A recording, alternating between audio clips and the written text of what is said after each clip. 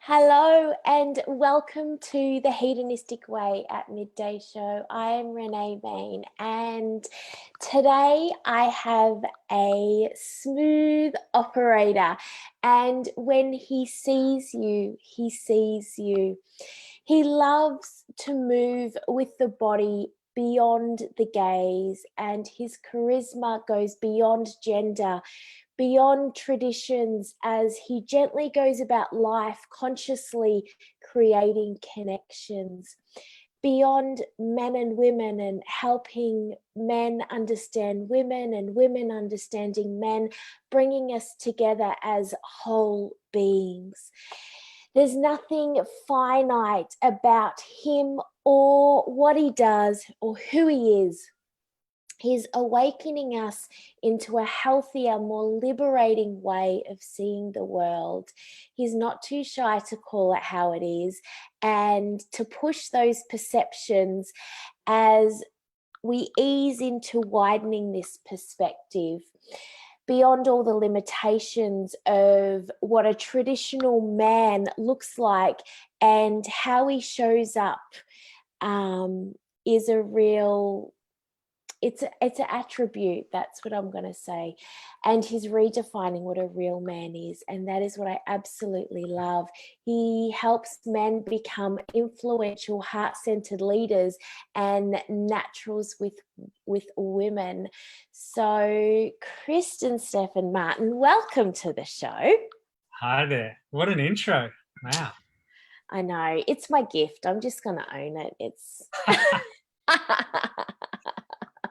I love it's one of my favorite things, is feeling into the guest and just creating words as to how I see you show up, and just that soul essence. But it's everything that you are, and I love what you're doing, and I love how you're really redefining that, what a real man looks like.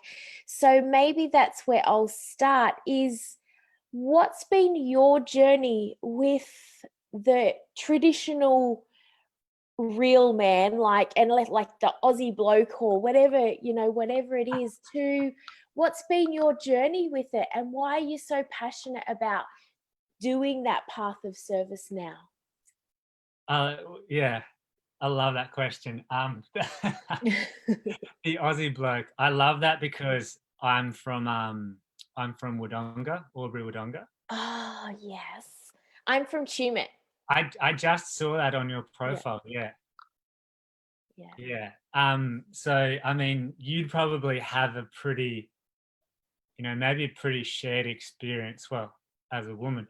But yeah, like growing up in a country area in Australia, which was very much, what I thought to be a man was drink beer, play footy, be loud, be rough, be aggressive. And in all honesty, through my perception, it was also be a bit of a dick to girls, in high school. And actually, none of that was me. I didn't play footy. I hate the taste of beer. And I just never desired to be like a wanker to girls. But yeah, like with that, I had this idea that I wasn't masculine enough. Yeah, right. And I definitely know where that comes from, and that doesn't exist within me anymore. But yeah, it was this idea that I wasn't masculine enough, and because of that, I energetically, cut my balls off. My sexual energy. And yeah, so a lot of I actually think I've been gifted with something that's been natural for me, but I also think my mum, I feel like I was gifted with being nurtured by her to always show my heart and to always live from what's true to me. But yeah, well, and so a large part of my journey has been reclaiming sexual energy, and then how do I live with both of them, heart and sexual energy. Yeah, absolutely. And I just want to pick up on that is, you talk about, that heart-centered energy and that sexual energy. Are they two different things? Like, how do you, when you said that, I felt like this sense that they were separate things. So I'm curious to hear what you've got to say about that. Yeah, I really think so. I believe our heart is our North Star, Yeah. a compass. Um, I believe it is true desire, and I actually believe we access the king archetype through our heart. Yeah. I believe the heart shows us a vision for what we desire, Yeah. not the mind.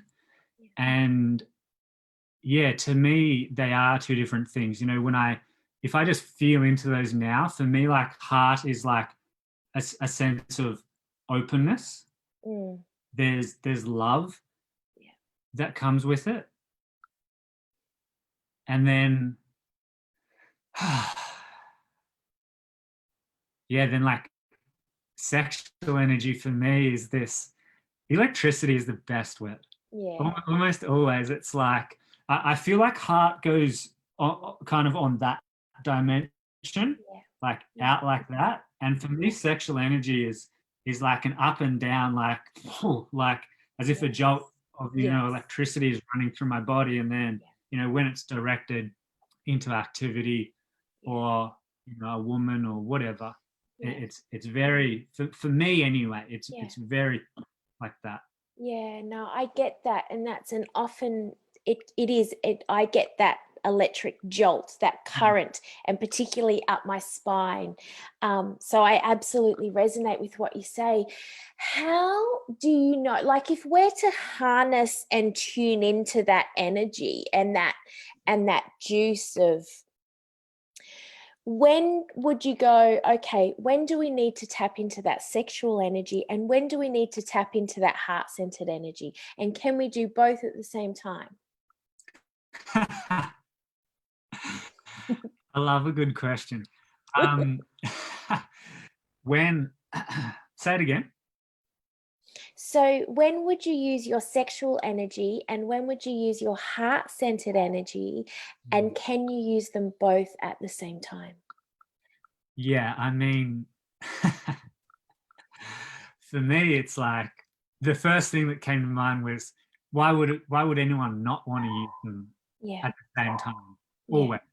Yeah. Um, so yeah, you definitely can access Yeah. more one than the other. Yeah. Um, that's an interesting question. Mm. I don't think I Yeah, I don't think I consciously say to myself, okay, I'm going to put that aside and Yeah. access this. I Yeah. don't really, yeah, now that I'm just kind of exploring it out aloud, Yeah. I don't think I really put one aside, but I will say, okay, like I might need to access this more for this thing. Yes. So Yes. Yeah. rather than like closing the door, it's more like highlighting one, Yeah. which might sound the same, but it actually doesn't feel the same Yeah. as I speak that. Yeah. Yeah, I get that. I do get that. And it's that underneath that, it's just that natural kind of rumbling of what's alive in me right now, what's present in me right now. And I've just a lasso just kind of come to my mind as you're calling that in. You said something before, and I'm really curious to dive a little bit deeper into that. You mentioned about, when you were growing up and that, traditional, kind of Aussie bloke. And I so get that. Just, oh my goodness. Being from the country, and it is, and I'll say it's more alive in the country, in my experience. That you don't have that diversity, and the minority is the minority, like it's maybe one family or one this or one that. So But you spoke about how you energetically cut off your balls. Mm. And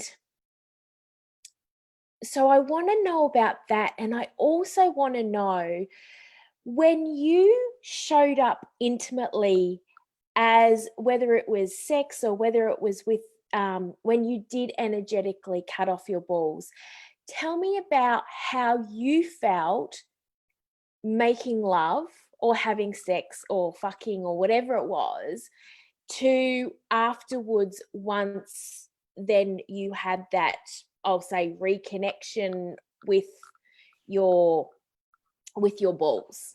Yeah. That's I haven't thought about that actually in a long time, because it's been a minute. Yeah, so talking about, yeah, being with actually, I wanna talk about it before even being with a woman. Yep. One of the things that I just finished up a program for men, um, and one of the things which for me is very obvious, Mm. but for them was very profound, Yeah. was just telling them that their sexual energy is first for them. Yeah.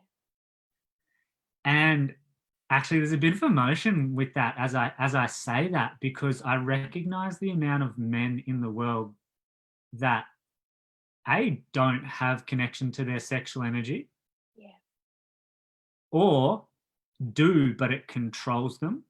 Yes. And that in a way is very similar, just two different expressions of the one thing, I think. Yeah. But then, yeah, like I said to these guys, like, your expression is for you. Yeah. Your sexuality is for you. You get to connect to your heart for you first. Yes.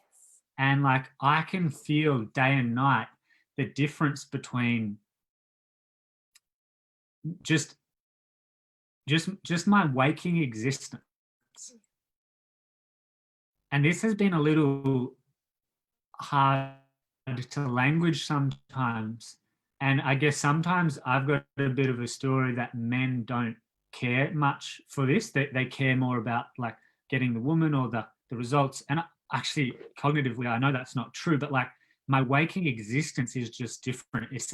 I just feel something different in my body. It's a different level of aliveness, play, ease, and coming back to that word, electricity. Yeah. And so you can't, I mean, classic saying, if you said to me, Kristian, can I have some water and this is empty? Well, I've fucking got none to give you. So, Yes. I'm no good to either of us if we both want water, or if you want water. And so it's like, bringing that into my relationship with women. Yeah, I remember my first long-term relationship in university, and and the girlfriend that I was with, yeah, it was again day and night between like electricity running through our bodies, versus not. And with her, I attracted, a girl that was kind of at my level ish, but a little bit, I guess, below. Mm. In I don't like that phrase, but you No, know what I but mean, in terms yeah, of her connection to her herself. sexuality. Yeah. Like, yeah, I was still just I was kind of like on the like, oh, I was just going through some key stuff which really launched my path to reconnecting with like my balls, my cock energy, Yeah. my sexuality. And she was quite shut off. Yeah. And so, yeah, I have that experience of us both being shut off ish, and then me starting to reconnect and just feeling, I was just like, wow, this is just like, it's two different things, Yes. like you and I. And because then I left that relationship and I actually went overseas to Barcelona, um, and, and it's, essentially was initiated Yeah. in ways. Um, and not through anyone, doing it consciously, but through my own journey. Yeah. I just happened to meet and have intimacy with women who were much more comfortable than my girlfriend, my then ex-girlfriend, and much more comfortable that I could tell anyone in Australia was. And that was a cool time for me because I went over there fully under the impression that Spanish people, Hispanic people were far more connected to their sexuality and sensuality. Yeah, absolutely. Mm. You just said something there, and it's like, oh, yes. You mentioned about, as a man being with a woman, and I mean, this would be the same for same-sex relationships as well, but just for like the traditional, kind of heterosexual relationship, as a man, how can you feel the difference in, you spoke about, like how awakened your ex was to her sexuality, but how different is it for a man when a woman is much more comfortable in her body and within her own sexuality? Tell me how that changes from your as a man's perspective, and obviously that's your perspective, but Yeah.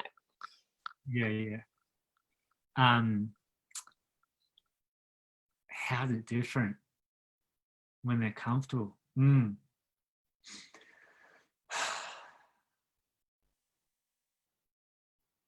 Well, yeah, sex and intimacy is a whole different thing. Yeah. Yeah, How so? it's a feeling. Yeah. Yeah. Um,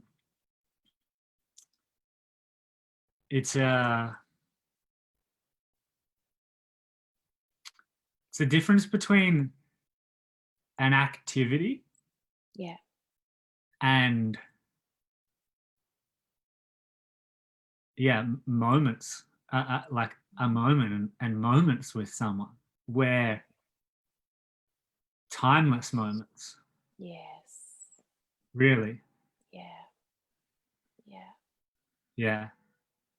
And I even noticed, like, interestingly, I even noticed in this moment, speaking about that, there is just this part of me, and like, this is real interesting. There is just a part of me like, oh, that's not what men want to hear. Like, the conditioning is, I don't think some people, men, I don't think men themselves, but I don't think women get how deep the conditioning runs for men Yeah. Yeah. Yeah. Absolutely. of a lot of different things, and namely the big one, being cut off from feeling. Yeah. Because yeah, I remember times with my ex where, how's my internet? It's okay. Your sound is a little breaks up every now and again. All But right. it's not too bad. It's a little bit sporadic. All right, I'm gonna hotspot, and hopefully that doesn't, because I Cool. was just getting things saying it's unstable. Okay. One sec. Cool.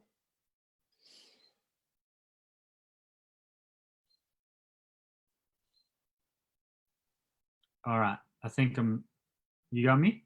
Yep. Cool. Gotcha. That should be better. So Cool. yeah, just coming back to, if I just fully say the thing, Mm. it's the best fucking thing ever. Yeah. Yeah.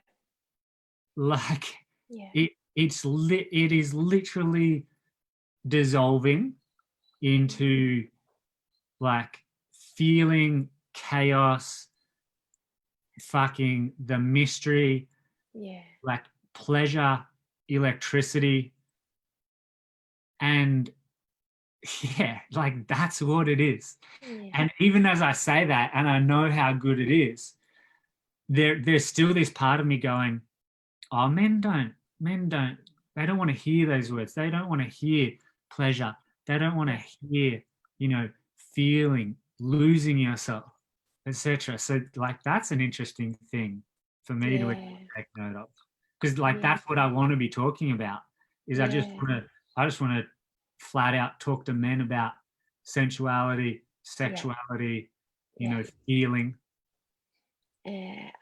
It's such an important conversation, to have. And why? Because underneath that, right, underneath that current, I feel like, of your words is, men don't want to feel, or, hear the word pleasure, or, all of these things. And it's that, I feel like it's that essence of control, Mm. right?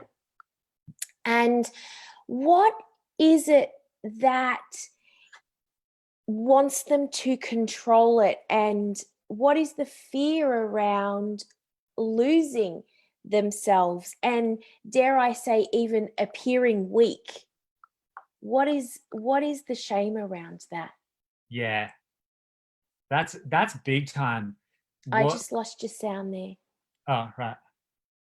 Can you hear me now? Yeah. Yeah, that is big time. Mm. Um, the very last thing you said, or two things: control and being weak. Yeah. And yeah, like even in the course I just ran, I had men saying, "Oh, I feel like I'm supposed to be, this hyper masculine character Yeah. for women sexually." Yeah. It's like, no, man, just no. And to the point of like, I've been in session or retreat with men, and when they sit and get to the bottom of some stuff, what comes up sometimes is it's weak to have needs. Yes. Yeah. And so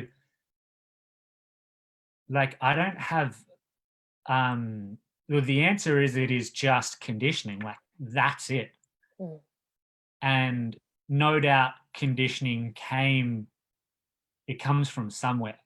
Yeah. And as far as I've tried to, I guess, intuitively understand it, just think about it, understand history, I I have to assume it comes from war. Yeah. Nearly everyone, you know, my grandparents' age, which is late 70s, early 80s, Yeah. nearly everyone in that era would have experienced war Yeah. somehow, some way. Yeah. Yeah. And I mean, if you think about that, and like men literally just didn't have a choice, Mm. you can't not go to war and come back the same person, Yeah. like you've actually got your best mate, like Yes. he's got a bullet through his chest or through Yeah. his skull or something, and Yeah. that's horrible. Like Yeah. I feel cold thinking about that. Yeah. Absolutely. Yeah, and so I don't think people look at that context. Yeah. I don't think men see it in themselves. I don't think women see it in men. I don't think the world has an understanding of just the waves of history that Yeah. have sculpted Yeah. where men are at today. Yeah. I agree. I agree. And that's how, if if a man's listening to this, and how can he begin to unpack this side of himself that has been suppressed? And on the flip side of that, how can women support men?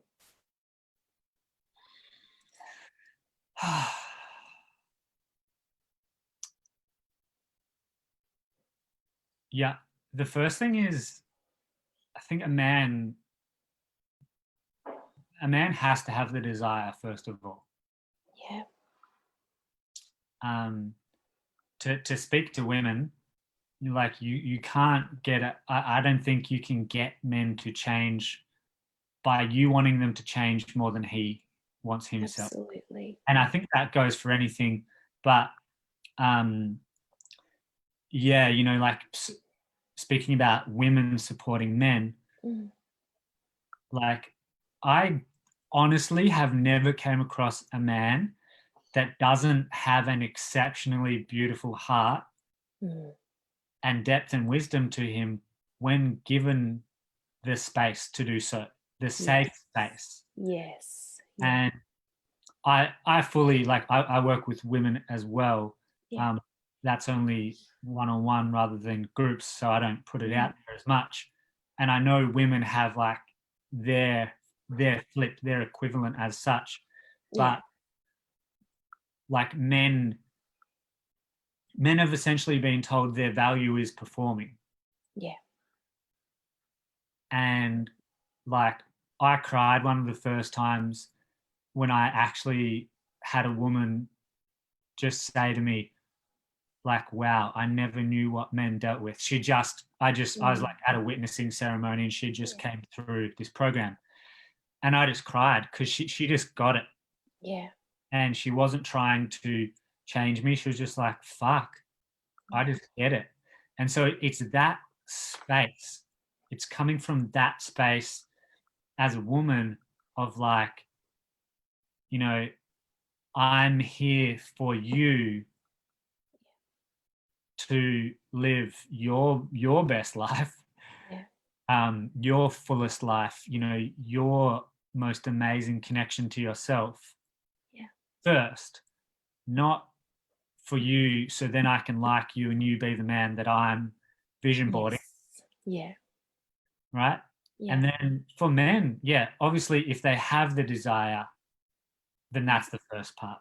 Yeah. So the desire to access these parts of themselves, it starts with, I think, two things. One, acknowledging the parts of you that hurt, Yeah. acknowledging the insecurities and sitting with them and feeling with them and Yeah. breathing. Yeah. In a nutshell, they are illusions, Yeah. but they seem really real. And you only realize they're illusions when you go through them. Until you go through them, they seem real. Yeah. So yeah, you've just got to sit down with the parts of you that you're avoiding, Yeah. um, and uh, and then the other thing is embracing desire. Yeah. So embracing it's kind of two. I see it as two currents. One is like going into the into the pain, Yeah. and one is and sitting and feeling that and embracing that and letting that move through, and then the other one is embracing the desire. Yeah, like part of what I teach men is like, yeah, like you can embrace your desire to just like, you know, just fuck and dominate a woman. Yeah. You can embrace your desire to be taken care of by a woman. Yeah. You can embrace your desire for slow, tender, sensual connection. Like Yeah. it's the whole spectrum. Yes. And basically what men have been fed and or bought into is the very narrowest part of the spectrum. Yeah. Yeah, like what some people call hypermasculine, I Yeah. don't call it that. They've just bought into this very narrow part of the spectrum, Yeah. because they haven't been given permission to sit anywhere else. Yeah. Absolutely. Um, I've got a couple of questions brewing, but let's speak of desire. Um, in in the spirituality space, you know, we will hear a lot of people talk about desire and pleasure and hedonism like it's a lesser vibration, it's a lesser frequency. And yeah, tell me your view on that. Ah, I could just see this narrative happening in your mind.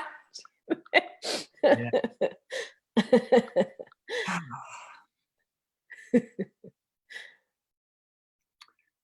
I feel like I've told you how I think about it. Yeah. Um, just by my reaction to that. Yeah. I love desire. Yeah. Like I love desire. Yeah. Oh, I've got heaps. Whew. Um, one of the one of the things is like not all desire is equal. Yeah. And what I mean by that is not all desire needs to be acted upon. Yeah. But I fully back and believe in all desire gets to be energetically owned. Yeah. Right. Yeah. Yeah. So fuck, let's go way off on the end. Yeah. Um well, okay, so actually if I just come back to that first. So for me, desire is oftentimes um a pull from the soul. Yeah. Absolutely. Yeah, like I have a life philosophy that I live by is follow your curiosities. Yes. And so like I spoke about moving to Spain earlier. Yeah. That was a curiosity. Yeah. And that was a really deep calling. Yeah. Yeah.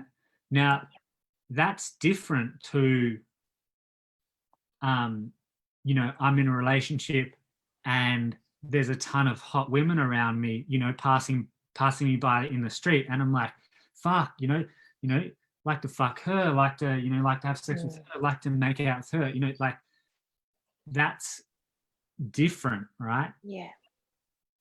And I think the difference is actually the longevity of that desire. Yeah. If I'm 3 months, if that goes for 3 months, like I'm still in a relationship. I'm still seeing women. I'm like, damn. Well, then maybe then like that's a question of like perhaps something needs to change Yeah. in my relationship. Maybe I leave it. Maybe we open it up. Maybe I just start the conversation. But if it happens, you know, once a week, I'm like, oh wow, she's so hot. Wow, Mm. um, like for me that's not, if I just tune into that, that's not cause for me to follow that desire, Yeah. but I'm still cool to embrace that desire, because every desire that we have, I believe, invokes and oftentimes accesses part of us which we're not yet connected to. Yeah. And that's what I feel a lot of relationship is, Mm. is like, you know, I'm drawn to you. Why am I drawn to you? Oh, you're wild, you're free. And then if I Yeah. check in, oh shit, maybe you're helping me to cultivate something that I can't get by myself. Yeah. And I think that's okay. Yeah. So discernment is one of my favorite journeys Yeah. with desire. Yeah. Like I very quickly made the discernment that I don't want to have physical intimacy without heart, my heart Yeah. being in it as well. Yeah. And I've spoken about this before. It's not, I don't need to be like in love, you're the one. Yeah. No, it's just like I can just feel. I'm just Yeah. like, nah. If I went there, and this is my gauge. If we were to have sex, would I feel called to um essentially talk to you afterwards? Yeah. Yeah. And that might sound pretty crude, but Yeah. it's a I don't know why, I just know how to play the game of me, Yeah. and it's a measure, and I don't like having sex with someone and then the connection just being cut. Yeah. Yeah. And I've felt the times it hasn't. It's just not nice. No. Yeah. So yeah, I mean, just to wrap that up, desire for me is like, go to the desire, embrace the desire, and breathe, like let Yeah. it move you. Yes. And maybe it just moves you on your bed, Yeah. or whilst you're driving, Mm. or maybe it actually moves you forward into taking action on that. And that's a higher level of discernment. Well, yes and no, but that's a level of discernment that I think a lot of people can do with. Yeah, absolutely. And what I really love there was, and particularly, in terms when we're talking about men, but if a man, if I feel into desire, it automatically cultivates and activates a feeling. Yeah. And so then it's that, so desires are fucking important, right? Like they're breadcrumbs, and and for men who are cut off from so many feelings, desire is a great entry point for that internal exploration of feeling states, right? mm. um I want to ask you about the phrase, or is it a phrase, whatever it is, um, about he was thinking with his little head. Yeah, tell me about that. What's your take on that? Um, that being cock, obviously. I've never heard Yes. that with his little head. I've Oh, heard that. see, I've No, heard it. no. There you go. Yeah, he's thinking with his little head. Yeah, I just know. Which head was he thinking with? Yes. Um, Addressing the phrase, it's a very the phrase says a lot. Yeah, it does, doesn't it? I've never thought about it until just now, which is, yeah, so I'm curious to hear your thoughts on it. Yeah, the phrase says a lot about the person who's saying it. Yeah. Tell me more. Well, it's generally someone taking a stab at men or a Yeah. man. Yeah. Yeah. Um, the thing that is not said is, and this is actually, interestingly enough, this is very symbolic, not to the broader spectrum of a world cut off from sexuality, Yeah. but a world that is shaming of men's sexuality. Yes. Yeah. And again, fully acknowledge, the shaming of women's sexuality too, Yeah. in a different way. But Yeah. yeah, the shaming of men's sexuality, it's essentially saying he was thinking with his cock, and that's bad. Yeah, that's right. He Yeah. was wrong. Yeah. And if I extend that, I would dare say he was thinking with his cock, Mm. and that means it was more superficial, it was more short-lived, it was shallower, and he just wanted something for him. Yeah. Yeah. I hear that in that stuff. Yeah, absolutely. And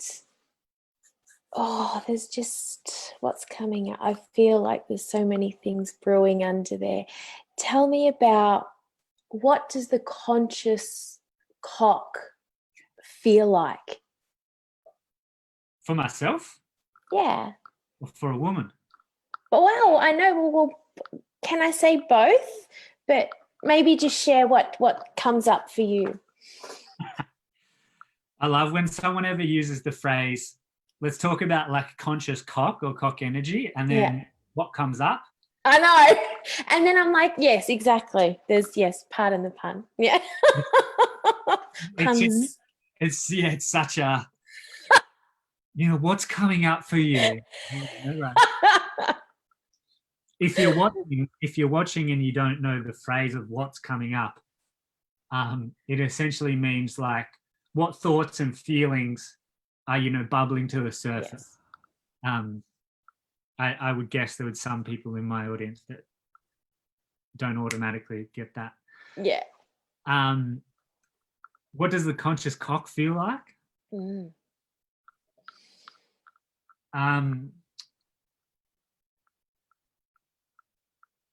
Well, I mean, there's two things that people, I guess, speak about in a broad sense when they're talking about conscious cock. I love the phrase conscious cock. Um, and one is this idea of using that energy, Yeah. literally and symbolically, Yeah. to create in the world. Yeah.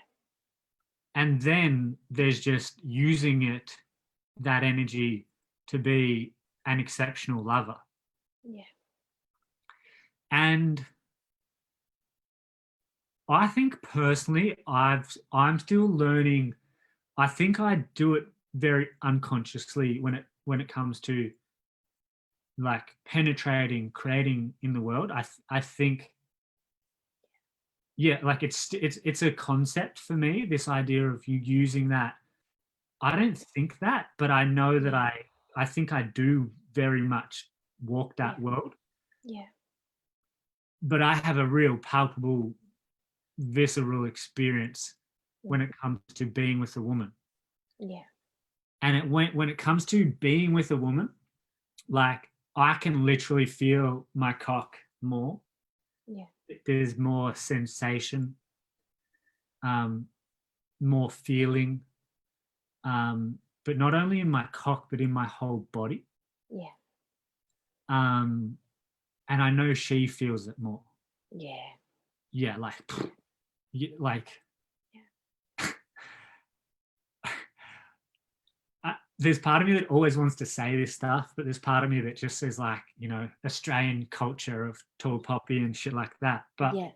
just some of the things that I've had women say to me, like that I've had sex with, um, whether it's like a very casual thing or whether it's, like lovers or partners. Yeah. Um, but like the stuff they've said is like, and I know you would know this too, is like it's so igniting for their body. Yeah. Absolutely. Yeah, and like honestly, I've had like women say it feels like from the moment that you enter me, I'm going to orgasm.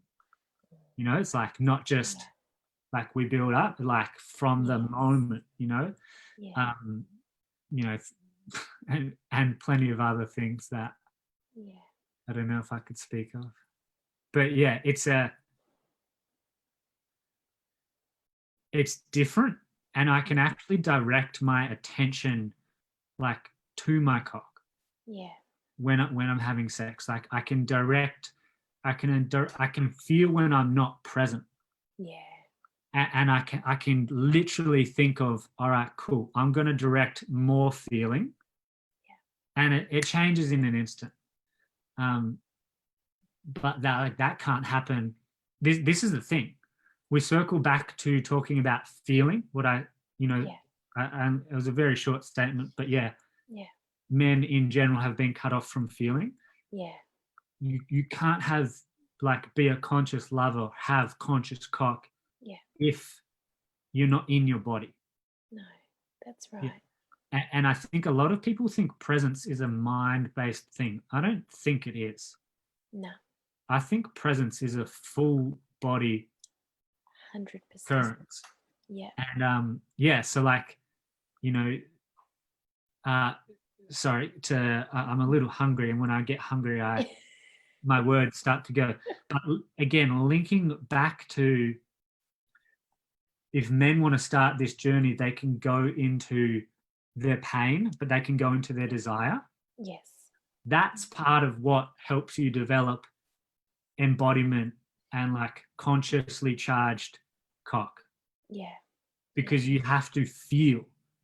Yes. And because I'm good at feeling, I'm really good at feeling, I can feel her as well. Yeah. And I can feel us at the same time. Absolutely. Absolutely. And that's, that's the potency and the magic of this work, isn't it? Like, and that's how I started, you know, and the hedonistic way was developed, is because, it's once you ignite this energy, it gets you out of your head. And that's so you completely, as your heart open, you're fully in your sex.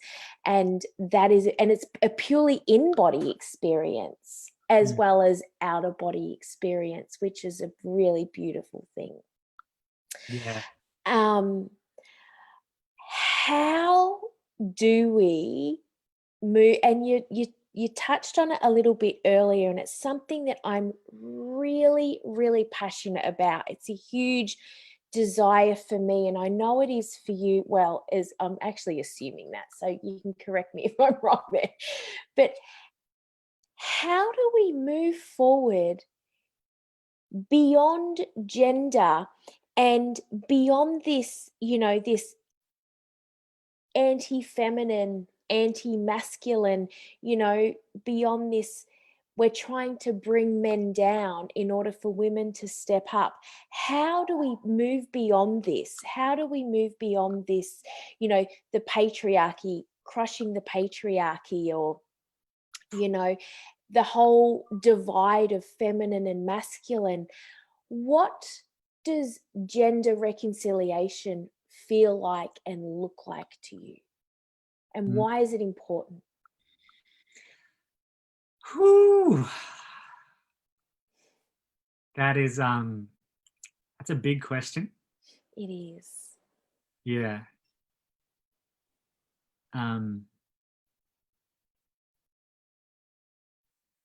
What was the last bit you said? Like you kind of said a bit and then you had the question. So what does gender reconciliation look like, feel like? Why is it important?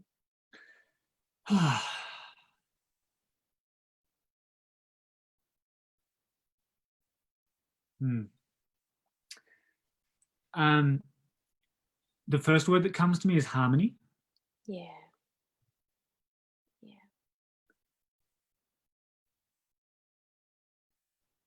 And I harmony is not needing to be the same. That's not harmony. Yeah. Harmony is understanding we actually need to be different. Yeah. A metaphor I give all the time, hand it out for free, so I'm going to hand it out for free to you, is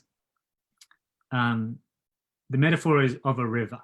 So if you've got the river, the water, so you've got the water and then you've got the river banks. Yeah. And so if the river banks were to fall away, that water no longer gets directed. And it just becomes, essentially a gigantic puddle. Yes. Yeah.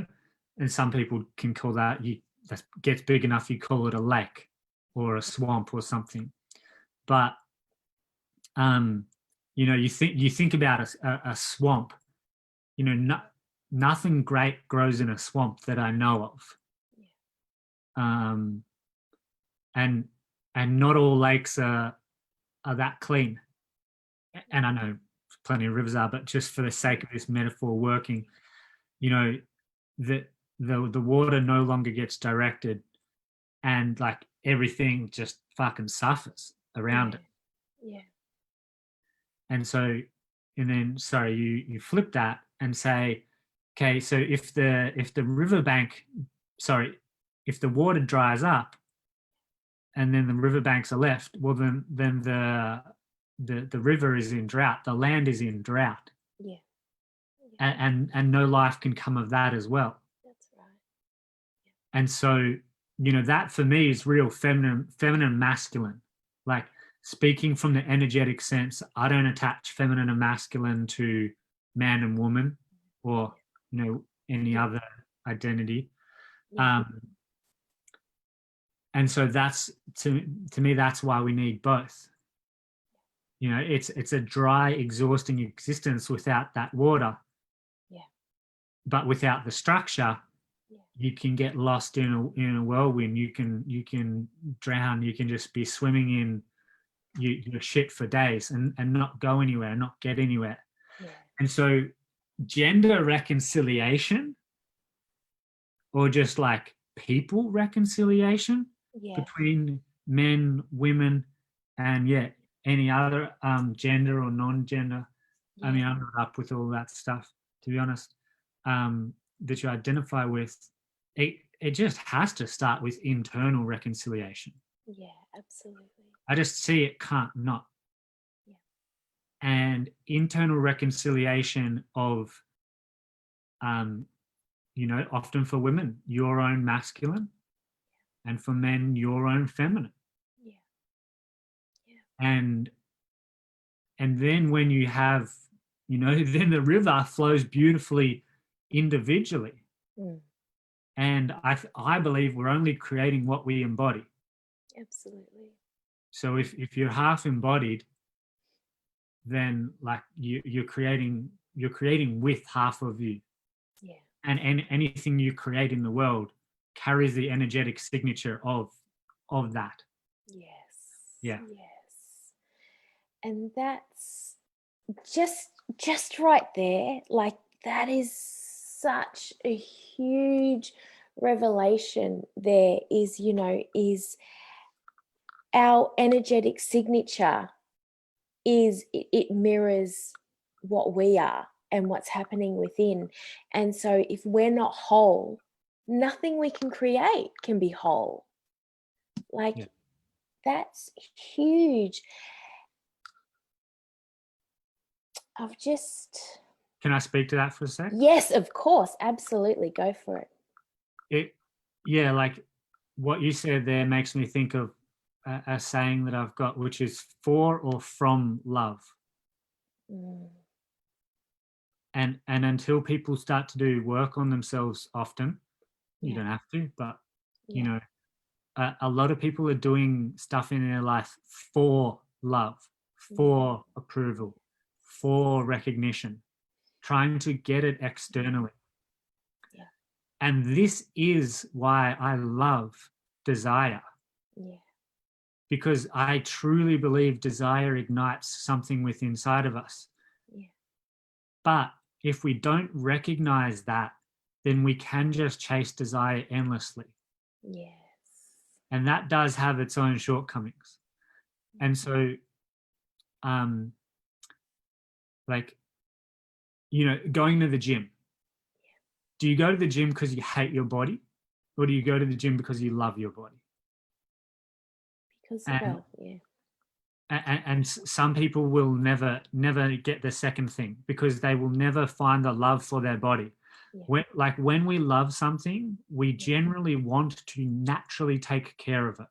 Yes. Whereas when we don't, and we're trying to get a result, so when when I have the body, then I can love myself. That's a never ending journey. Yeah. Like it literally is never ending, because you can't find something outside of you. Yeah. Like you can help, you can access it, it can help you access it, but if you don't learn how to source that thing, love, worth, belonging, approval, sovereignty, safety, Yeah.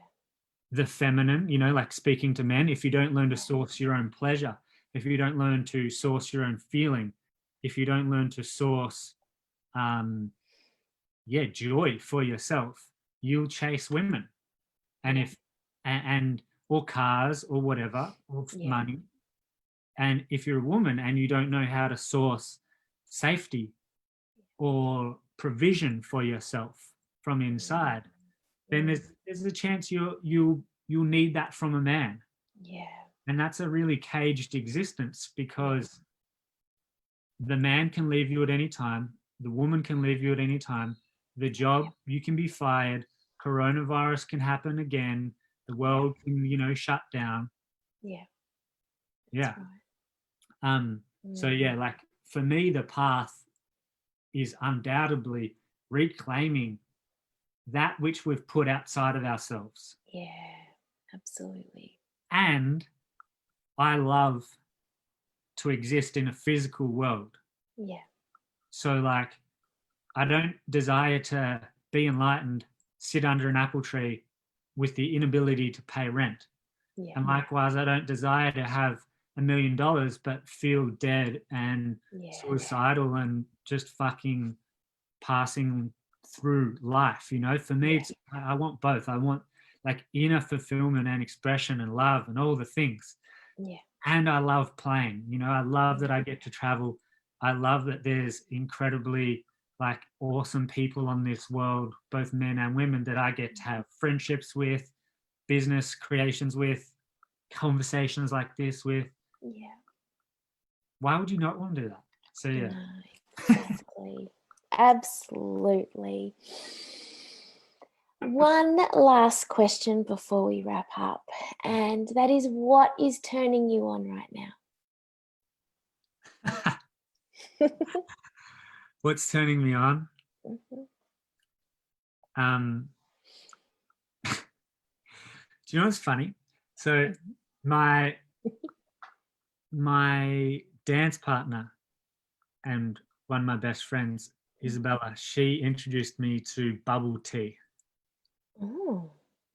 Bubble tea is just a Taiwanese tea or drink. Yeah. And like when I'm excited about something, like until I get that thing, I'm looking forward to it. Yeah.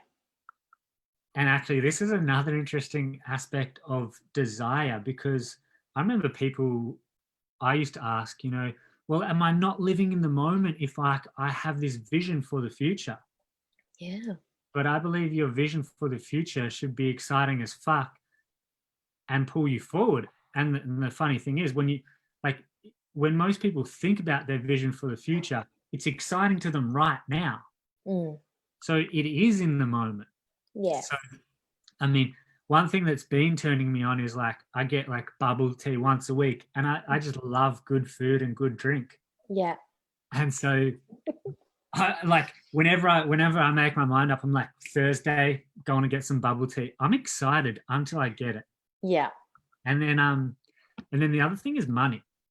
Through this whole coronavirus thing, I've had my best months in business ever. And it's really exciting to slow down internally and make more money. Yeah. And it's like, it's fun. Like I look at my bank account and I'm like, fuck, I have more money than I've ever had. Yeah. And like, I know that that's going to go to travel and stuff like that. So yeah, there's a lot of lifestyle things that are fucking turning me on. That's awesome. Yeah. That is cool. Thank you so much for coming on the show. I've just loved this conversation, and I feel really honored that we can give it airtime. You know, it's such important conversations, and you know, I think as two people from the country, like it's heightened that. And so, you know, I feel its significance because we've felt both sides of that polarity. But thank you so much for having the courage to do this work. And it's incredible. So, yeah, just thank you for doing this work. It is so important. And I love watching you do your thing, and every time you share, it's just from such a beautiful space, and it's just so aligned and congruent, and you walk your talk, and it's beautiful to watch. So thank you for being you. I appreciate that so much. Beautiful. Thank you everybody for tuning in, and I will see you next time on the Hedonistic Way at Midday Show. And I will put all of Kristian's details in the show notes as well, so you know where to find him. Thank you everybody. Bye.